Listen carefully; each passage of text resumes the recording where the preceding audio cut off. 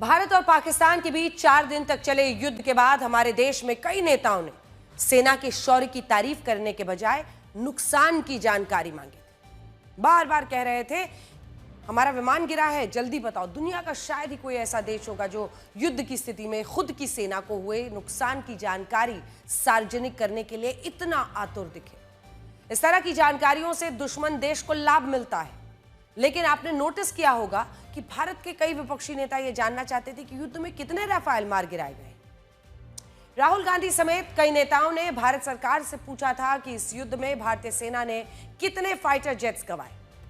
देश के विपक्षी नेताओं के सवाल और पाकिस्तान के सवालों में बहुत ज्यादा अंतर नहीं था, क्योंकि ये दोनों ही चीन को लेकर सामने आ रहे थे। चीन दरअसल एक प्रोपेगेंडा चला रहा था और वही प्रोपेगेंडा बार बार पाकिस्तान की भी तरफ से और एक बहुत बड़े तबके की तरफ से देश में भी सामने रखा जा रहा था। राफेल के खिलाफ चीन की एक बड़ी साजिश का खुलासा हुआ है और यह खुलासा राफेल के देश फ्रांस की खुफिया एजेंसी ने किया है। उसके मुताबिक भारत पाकिस्तान युद्ध के बाद चीन ने एक बड़ी साजिश के तौर पर राफेल के खिलाफ दुनिया भर में अफवाह फैलाई। चीन को इसमें महारत हासिल है। वो विश्व भर में अपने पेरोल पर कई लोगों को रखता है सिर्फ अपना प्रोपेगेंडा चलाने के लिए। अब फ्रांस की खुफिया एजेंसी के अनुसार चीन को पता था कि भारत ने पाकिस्तान पर हमले के लिए राफेल का इस्तेमाल किया है, इसीलिए उसने युद्ध को हथियार बनाकर राफेल क्रैश होने की अफवाह फैलाई। चीन ने राफेल के दुष्प्रचार के लिए अपने दूतावासों को काम पर लगा दिया। दूतावासों के मौजूद रक्षा सलाहकारों ने राफेल को बदनाम करने के लिए ऐसे देशों में फेक फर्जी कैंपेन चलाया, झूठ बोला। इस जो राफेल खरीदने का मन बना रहे थे, ऐसे देशों को वो हतोत्साहित करना चाहता था। चीन ने पाकिस्तान से राफेल मार गिराने के झूठे दावे करने के लिए कहा था और इसीलिए पाकिस्तान ने 5 राफेल मार गिराने का झूठ बोला था। चीन ने राफेल को बदनाम करने की एक खास टूल किट तैयार की थी, जिसके तहत उसने सोशल मीडिया पर राफेल क्रैश को लेकर फेक जानकारी, फर्जी न्यूज, फेक तस्वीरें वायरल की। इसके अलावा चीन ने एआई वीडियो और तस्वीरों के जरिए युद्ध में राफेल को नाकाम होते हुए दिखाया। उसने वीडियो गेम की तस्वीरों को युद्ध की तस्वीरें बताकर वायरल किया। चीन ने 1000 से ज्यादा fake social media accounts, news websites, दुनिया के प्रभावशाली लोगों से राफेल पर झूठ बुलवाया। इन फेक अकाउंट से चाइनीज टेक्नोलॉजी को सबसे बेहतर बताकर प्रचारित भी किया गया। अब देखिए, चीन की ये पूरी कॉन्स्पिरेसी, ये साजिश सामने आ रही है।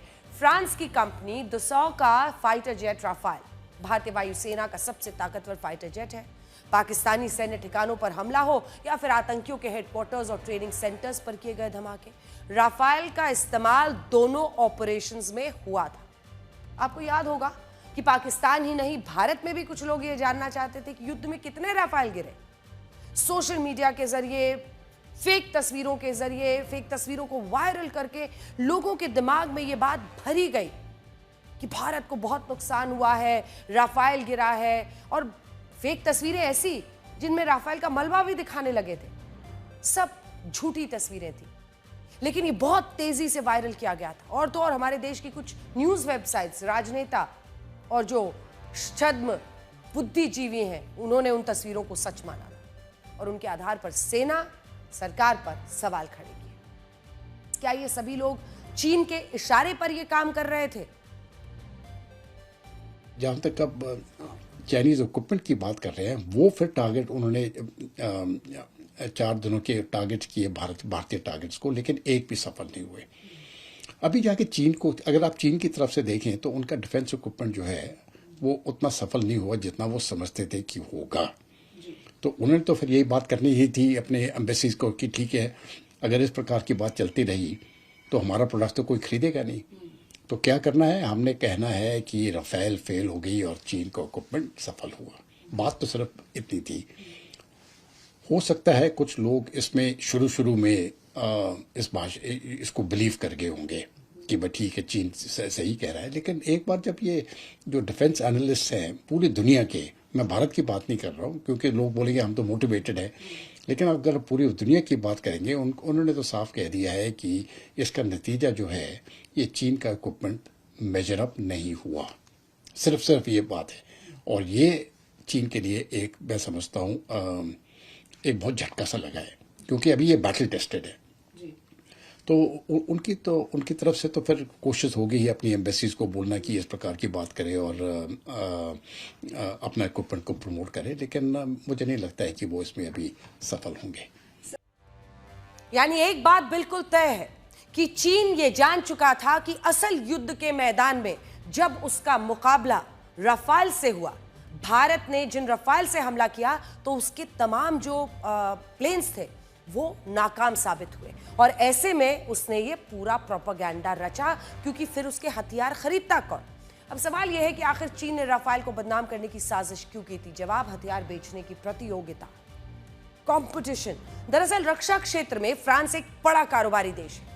खासकर राफेल के जरिए वो एशियाई देशों में अपने रणनीतिक संबंध मजबूत बना रहा है। पूरे एशिया में अगर आप देखें, फ्रांस ने 8 देशों को राफेल बेचे हैं। इसमें मिस्र है, Egypt, Bharat, Qatar, Greece, Croatia, UAE, Serbia, Indonesia, ये तमाम देश इसमें शामिल हैं। वो अभी तक 533 राफेल बेच चुका है, जिनमें से 323 डिलीवर हो चुके हैं। आप ये देखिए कि जिन 8 देशों को फ्रांस ने राफेल बेचे हैं, उसमें से 4 देश तो एशिया के हैं। युद्ध के मैदान में राफेल की क्षमताओं को पूरी दुनिया ने देखा है, और एशियाई देशों में भी राफेल खरीदने का एक क्रेज है। चीन एशियाई देशों पर अपना प्रभुत्व चाहता है, और वो यही चाहता है कि एशियाई देश उसके बनाए हुए हथियार खरीदे। लेकिन असल युद्ध के मैदान में क्या हुआ? वो फ्लॉप साबित हुआ। इसीलिए चीन की योजना थी भारत पाकिस्तान युद्ध के जरिए राफेल को कमजोर बताना, ताकि एशियाई देश चाइनीज फाइटर जेट खरीदे। उदाहरण के तौर पर इंडोनेशिया। फ्रांस खुफिया एजेंसी ने दावा किया कि चीन ने अपने फेक कैंपेन के जरिए इंडोनेशिया में राफेल के खिलाफ माहौल बनाया और अपने फाइटर जेट बेचने की कोशिश की। दरअसल इंडोनेशिया ने साल 2022 में फ्रेंच कंपनी दसॉ को 42 राफेल का ऑर्डर दिया था, और इसी साल मई में 18 और राफेल खरीदने की तैयारी कर रहा था। अब चीन यहीं पर आता है। मई में ही भारत पाकिस्तान युद्ध छिड़ गया, और चीन के लिए यह युद्ध राफेल को बदनाम करने का एक बड़ा मौका था।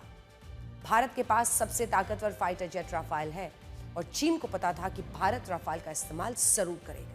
इसीलिए चीन ने राफेल के खिलाफ दुष्प्रचार का पूरा प्लान तैयार किया, और इसमें पाकिस्तान को भी शामिल कर लिया। एक ही झूठ बार बार यहां से वहां से बोला जा रहा था। हालांकि फ्रांस की खुफिया एजेंसी के दावों को चीन ने खारिज कर दिया है। उसने इस मामले में कोई जानकारी ना होने की बात कह दी है।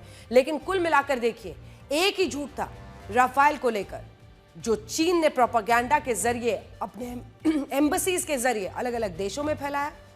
वही झूठ बार बार पाकिस्तान बोलता रहा, और फिर वही झूठ देश के अंदर एक बड़ा तबका फैलाता रहा।